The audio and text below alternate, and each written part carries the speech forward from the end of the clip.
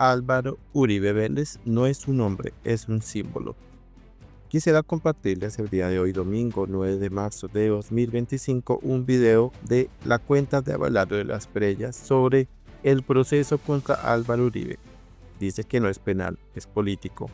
Quieren destruir su legado, pero la historia no se borra.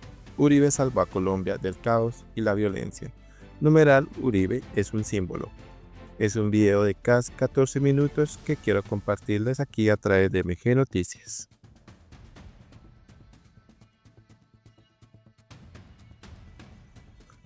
Pero antes de empezar con el video, vamos con un mensaje de última hora del Centro Democrático y es en respuesta a la columna de Daniel Coronel titulada Dilatar, dilatar y dilatar.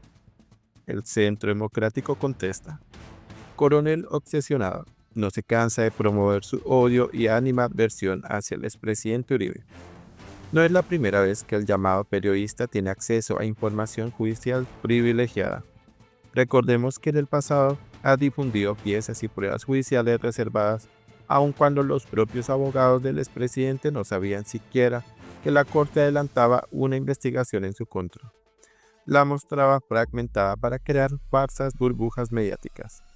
Valga recordar que es una de las tantas evidencias de los atropellos de los que ha sido víctima el expresidente. Más allá de eso, el periodista debería saber que muchas de las acciones emprendidas por la defensa del expresidente han permitido, por ejemplo, la incorporación de más de 30 pruebas que la juez había excluido. Ejercer los derechos de Álvaro Uribe como ser humano jamás será una maniobra dilatoria.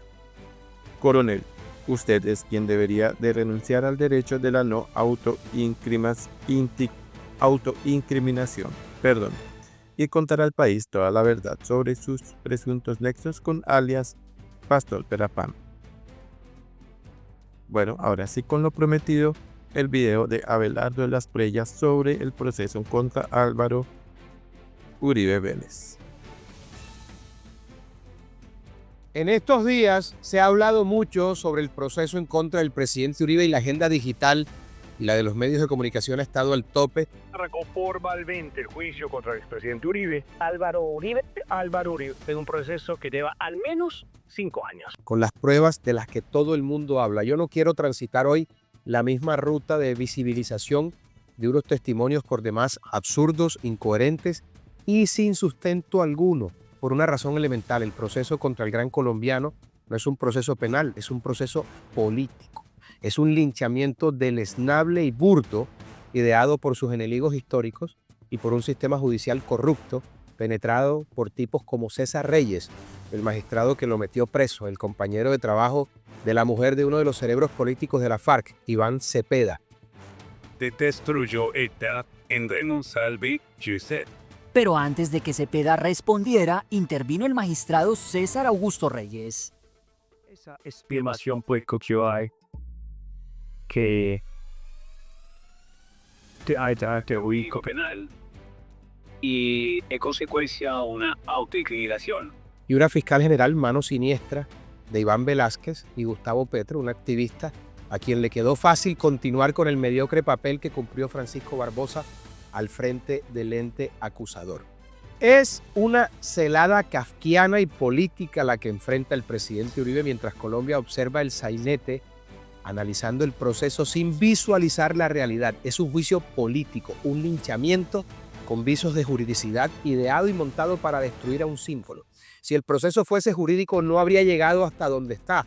Las pruebas que hoy está conociendo el país de primera mano en la audiencia pública y que claramente favorecen al gran colombiano, son las mismas que estaban en la fiscalía y aún así esa entidad decidió acusarlo contra toda lógica jurídica y evidencia exculpatoria.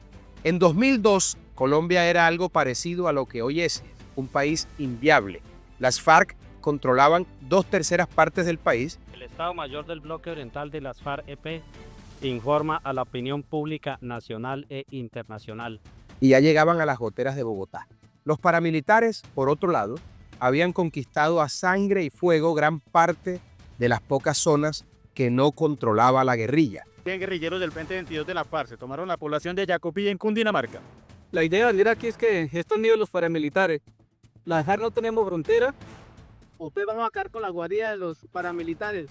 Los colombianos estábamos presos, secuestrados en nuestras casas.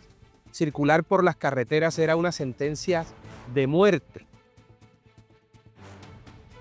En la década de los 90 fue conocido por una serie de secuestros masivos en la vía Bogotá-Villavicencio, llamados pescas milagrosas. Nuestras bases militares eran blanco de los bandidos que se atrevían a secuestrar policías, soldados, generales, diputados, congresistas. Hombres de las FARC disfrazados de militares iniciaron un aparente operativo de evacuación.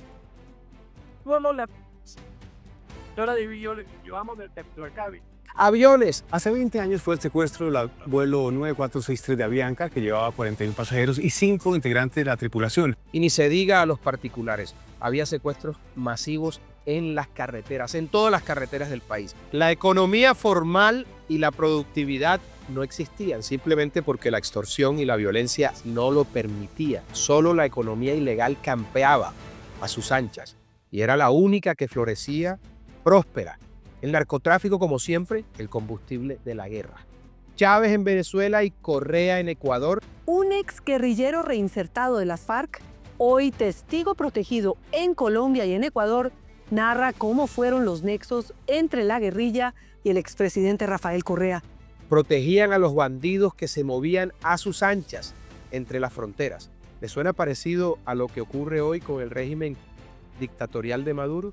Ese era el país que un líder regional decidió recorrer para convencernos a todos, para decirnos que si luchábamos él a la cabeza podríamos liberarnos del yugo de los violentos. Una invitación a todos mis compatriotas para que votemos. Ese es el derecho que jamás nos pueden arrebatar, el derecho a la participación en la democracia. Ese líder nos enseñó que sí podíamos enfrentar al monstruo de la inseguridad. Cuando Álvaro Uribe Vélez llegó a la presidencia de la República en 2002, en 158 municipios del país no había ni policías ni militares. Y esa fue la primera lucha que empezó a dar. Que si nos uníamos como nación encontraríamos que seríamos más los buenos que los bandidos y que si había seguridad, habría confianza para que los particulares pudieran generar riqueza para todos. Esa confianza nace del orden público y de la estabilidad en las reglas de juego. El país no puede invitar a los inversionistas para que vengan y los secuestren. Y si eso ocurría, podríamos soñar con la cohesión social. Cuando terminaba el gobierno dije, el país no queda perfecto, pero hemos avanzado. Dejamos unos buenos huevitos. Ese arriero paisa recorrió el país convenciéndonos de que debía haber mano firme contra los bandidos, corazón grande con los ciudadanos de bien. Mano firme, corazón grande. Ese hombre de lenguaje sencillo nos enseñó con el ejemplo y aprendimos que no hay nada más valioso que trabajar, trabajar y trabajar. Trabajar en estos días. Por las ideas, por el país, por el bien común y así con ese espíritu que acompaña a los verdaderos líderes, nos convenció a toda una nación de que no teníamos que seguir pensando que éramos inviables y pese a las dificultades, al duro panorama nos convenció de que juntos éramos más poderosos y que los bandidos que nos sojuzgaban no nos vencerían. Ahí nació la leyenda, el líder, el que salvaría a la patria, el que pasó del 2% en las encuestas a ganar la presidencia en primera vuelta, aglutinando en torno a sus ideas una nación, un país entero. Uribe sufrió atentados en su campaña, bombazos reales que vimos todos en los noticieros de televisión. Ese batacazo en Barranquilla que destruyó esa Toyota en la que él iba, hizo que un bus volara. Y nosotros nos llamaron, estábamos en un apartamento en Bogotá que daba contra los cerros y ese apartamento tuvieron que blindarlo con unos vidrios así de grueso. Y me acuerdo de la posesión el 7 de agosto. El día de su posesión, las FARC atacaron con rockets el Palacio de Nariño y para el bien de Colombia y desgracia de los bandidos, Uribe no pudo ser asesinado. Hasta en eso, Uribe es leyenda. Se ha salvado de la muerte muchas veces. Que a una persona que le ha tocado sufrir eso a lo largo de su carrera, y estos son apenas algunos episodios, termine siendo el mal. Hoy se conocieron nuevos detalles del plan terrorista que las FARC preparaban según las autoridades para matar al presidente Álvaro Uribe.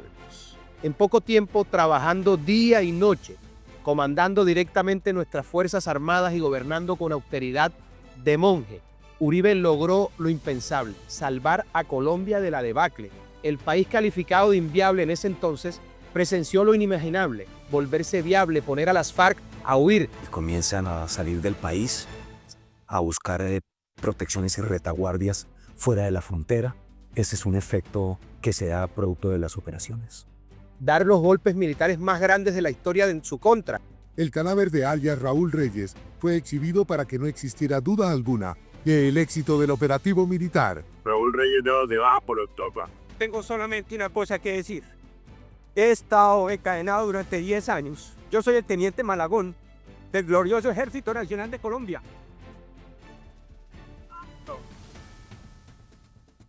Y de paso arrodilló a los paramilitares. Uribe hizo que Colombia tuviera presente y futuro de nuevo. Uribe logró en cifras lo que nadie logró en seguridad contra el narcotráfico, en inversión social, contra la corrupción. Con perseverancia derrotaremos todo el terrorismo. Sin embargo, Uribe cometió un gran error. Confiar en la lacra más grande que ha parido Colombia y al entregar la presidencia la dejó en manos de quien luego veríamos es el peor de los traidores, el tartufo Juan Manuel Santos. Con Santos presidente se vino la traición más rastrera de la historia. Santos aliado con Chávez y las FARC. Él ha dicho antier que yo soy su nuevo mejor amigo.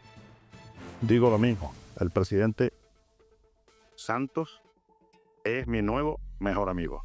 Le entregó el país al enemigo histórico de Uribe, las propias FARC. Un abrazo por la paz. Y además hizo todo lo posible por acabar con Uribe, no solo con el hombre, sino con el símbolo. Santos borró a Uribe y al uribismo de la opinión pública, de los medios de comunicación, de la representación política. Se robó el partido que había creado Uribe y decidió hacer lo que todo traidor sabe que es una movida obligatoria: borrar a Uribe de la historia. Y casi lo logra. Con lo que no contaba era con que el mundo empezaba a cambiar y Uribe, sin partido, sin poder, sin medios de comunicación, se encontró con Twitter. Armado con un iPad y una cuenta de Twitter, permaneció vigente. Yo no tengo sino una metra, que es este iPad para disparar tweets. Se convirtió en opositor al malhadado traidor y encabezó la oposición que logró no solo llevar a un número impresionante de senadores al Congreso, siendo la fuerza política más importante, sino que además logró en las urnas derrotar al plebiscito que Santos les hizo a las FARC. Uribe ganó, él no ganó y Santos se lo robó. Uribe ya era un Cid campeador. Uribe ya era un símbolo. Una completa sensación desató la presencia del expresidente Álvaro Uribe Vélez en un vuelo comercial con destino a la isla de San Andrés. Uribe ya era hasta inmortal porque los atentados no acababan con su vida.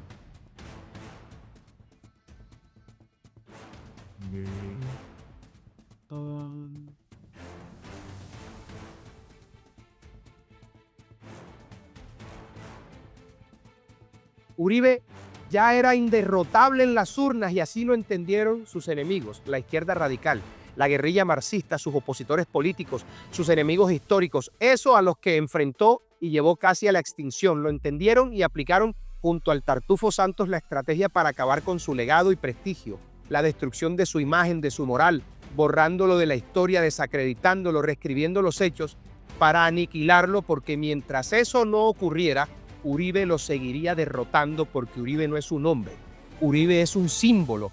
Compatriotas, ustedes son muy buena gente, muy laboriosos.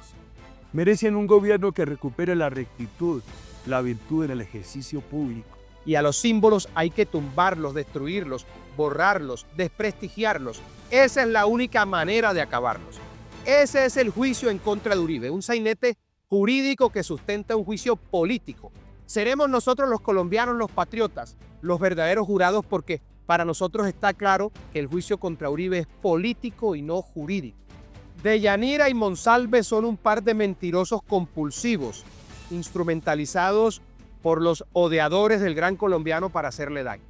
No hay que ser un avesado abogado penalista para percatarse de los falaces y acomodados que han sido ese par de delincuentes redomados. Hasta el mismo exabogado de ellos, el doctor Héctor Romero, los desmintió en el juicio. Que nadie se llame a engaños. No importa qué tan absurda sea la acusación ni qué tan mentirosos los testigos. Al presidente Uribe lo quieren crucificar de cualquier manera y a como dé lugar.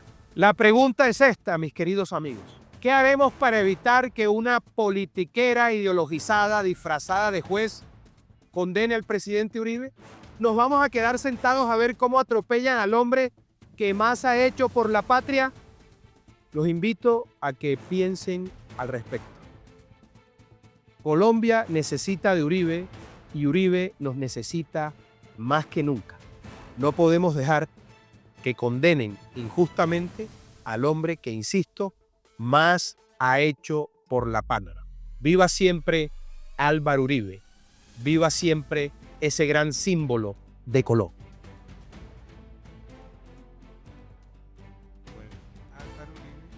Álvaro Uribe no es un nombre, es un símbolo. ¿Ustedes qué opinan? Por favor, dejen sus comentarios. Por favor, suscríbete a MG Noticias si no te has suscrito. Activa la campanita para recibir las últimas notificaciones. Comparte con amigos y familiares. Sus colaboraciones son muy importantes para seguir con nuestro proyecto, así que si quieres ayudarnos, lo puedes hacer por medio de un super thanks. Dale like si te gustó el contenido de este video. Muchas gracias.